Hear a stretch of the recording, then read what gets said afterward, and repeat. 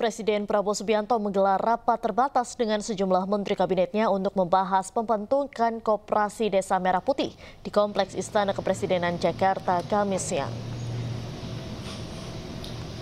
Menteri Desa Yandri Susanto dan Menteri Dalam Negeri Jenderal Purnawirawan Tito Karnavian hadir dalam rapat terbatas membahas program Koperasi Merah Putih bersama Presiden Prabowo Subianto. Yandri menjelaskan akan melaporkan sejumlah hal terkait program Koperasi Desa Merah Putih. Selain itu pihaknya juga sudah mengedarkan surat edaran perihal pembiayaan notaris. Kita mempercepat untuk pembentukan itu dengan cara kita langsung mengumpulkan para kepala desa, badan permusyawaratan desa, pendamping desa, kemudian unsur kemasyarakatan yang lain yang memang menjadi unsur dalam musyawarah pembentukan Koperasi Desa Merah Putih di setiap desa. Jadi kita sudah kumpul dengan tadi baru pulang dari Banten, sebanten, kemarin Jawa Tengah, Jawa Timur, kemarin siang juga saya kumpulkan seluruh perwakilan BPD se-Indonesia. Mereka sudah bentuk Satgas Pengawas Koperasi Desa Merah Putih. Jadi kita terus melakukan percepatan sesuai dengan Inpres nomor 9 tahun 2020. Anggota Komisi 10 DPR RI Ahmad Dhani terbukti melanggar kode etik terkait ucapan rasisme dan penghinaan marga. Atas pelanggaran tersebut, Ahmad Dhani mendapat teguran lisan dan diminta memberikan pernyataan permohonan maaf.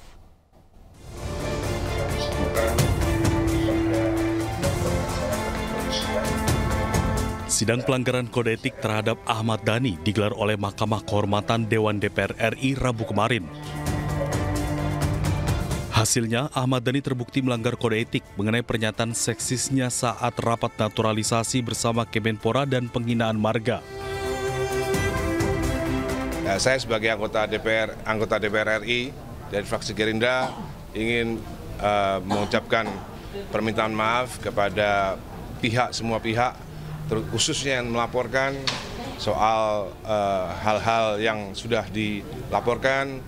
Saya sebagai anggota DPR meminta maaf kepada pelapor dan juga meminta maaf atas segala macam slip of the tongue, ya. Tadi saya slip of the tongue, salah mengucapkan sehingga ada salah satu marga darah biru yang marah, tidak terima. Akibat perbuatannya, Ahmad Dhani dijatuhkan sanksi ringan berupa teguran lisan dan diminta untuk memohon maaf kepada pengadu maksimal 7 hari setelah putusan. Tim Liputan iNews melaporkan. Pemirsa, sidang kasus suap dan perintangan penyidikan Sekjen PDI Perjuangan Hasto Kristianto kembali digelar. Jaksa Penuntut Umum KPK memanggil sejumlah saksi termasuk staf pribadi Hasto.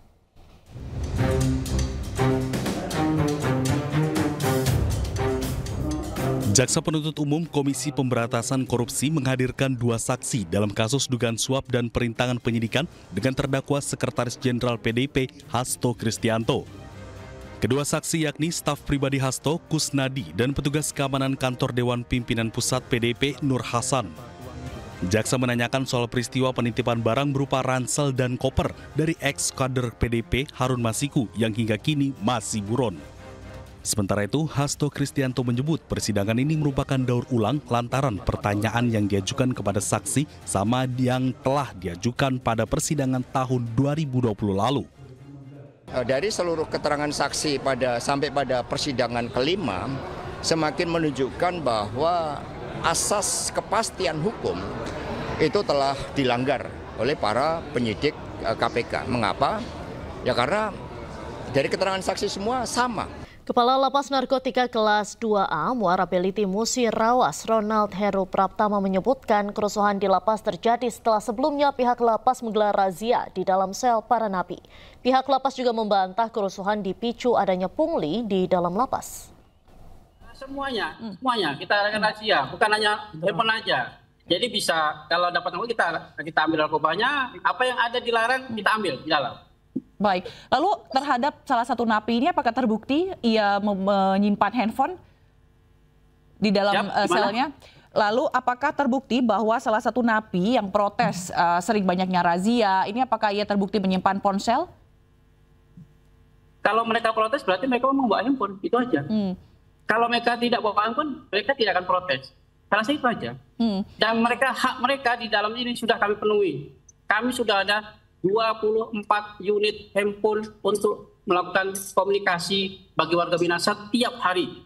Dan itu kami data secara Sipeldik, ada data kami. Hingga hari ini 13.691 orang pengguna jasa layanan handphone semenjak saya tugas di sini. Per kemarin 427 orang yang melaksanakan layanan handphone gratis dan berbayar. Terima kasih. Baik, berarti tidak ada pungli, memang razia sesuai dengan standar yang dilakukan begitu ya Pak ya, sesuai dengan prosedur. Panjang spontan tidak ada. Karena apa? Mereka menuntut tidak boleh dilakukan razia, salah juga. Karena kami sudah penuhi hak mereka. Hak untuk nelpon sudah kami penuhi. Sudah 24 unit kami penuhi setiap hari.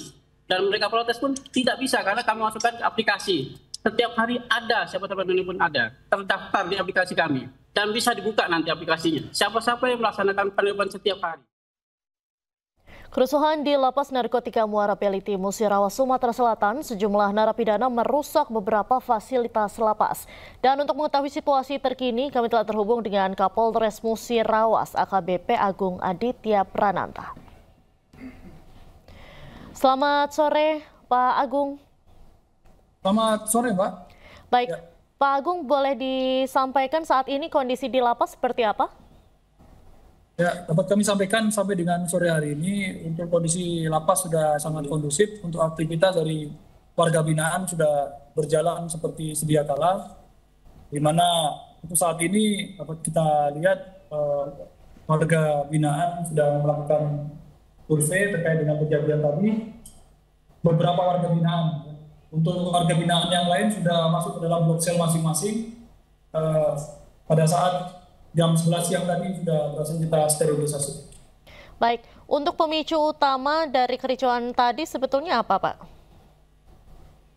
Seperti yang kami sampaikan tadi di awal, koordinasi dengan Kalapas, yang memicu terjadinya keributan tadi adanya razia yang dilakukan internal oleh lapas yang dipimpin oleh Kalapas di salah satu blok sel para napi dan ditemukan adanya handphone.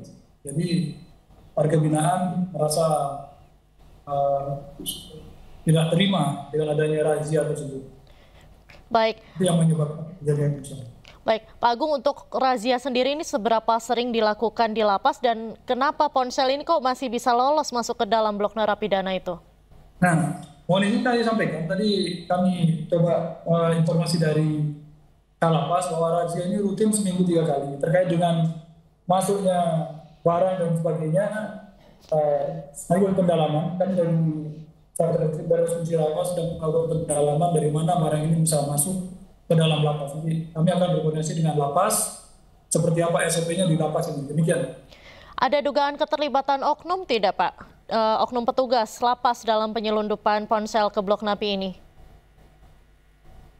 Untuk saat ini kami dari Polres Musirawas masih melakukan penyelidikan terkait dengan kejadian tadi, dari mana asalnya dan kenapa bisa jadi seperti ini di dalam lapas. Demikian, Pak.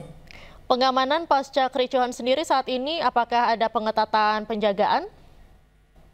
Untuk sampai saat ini, kami masih melakukan upaya pengamanan dengan penebalan. Di sini kami melibatkan dari Brimob, kemudian dari Kodim untuk melakukan penebalan sampai dengan nanti beberapa hari ke depan, sampai situasi benar-benar kondusif. Baik. Terakhir, Pak Agung, apakah napi yang tadi terbukti melakukan perlawanan ke petugas saat ini kondisinya seperti apa? Kemudian juga apakah akan dikenakan sanksi tambahan? Nanti kita menunggu dari hasil penyelidikan, Pak. Nanti kalau terbukti nanti akan kita lakukan upaya hukum. Kita akan berkoordinasi dengan lapas. Apakah nanti ada faktor oknum yang melibatkan kerusuhan ini terjadi. Baik, terima kasih banyak AKBP Agung. Salam sehat selalu, Bapak. Terima kasih. Pemirsa, sebelumnya kerusuhan terjadi di Lapas Narkotika Kelas 2A Muara Peliti, Musirawas, Sumatera Selatan. Saat kerusuhan, napi sempat menguasai lapas dan melempari petugas dengan batu.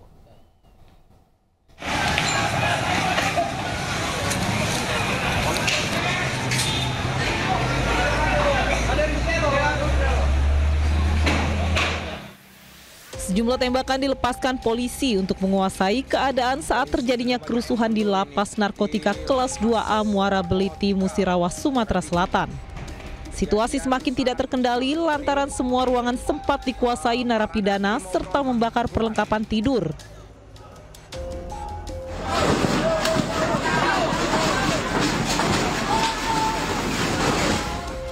Napi juga melempar batu ke arah blok petugas hingga membuat beberapa kaca pecah serta fasilitas lainnya rusak. Sejumlah napi dikabarkan kabur saat kericuhan terjadi. Namun hal ini dibantah pihak lapas dan kepolisian yang mengatakan pengamanan di dalam lapas cukup tebal dengan pagar tinggi antar blok. Petugas juga menyebut bahwa untuk bisa kabur keluar lapas setidaknya butuh waktu hingga 2 jam. Kericuhan ini sendiri diduga karena narapidana menolak dilakukan razia rutin. Dari Kabupaten Musirawas, Sumatera Selatan, Sudirman Ainus melaporkan.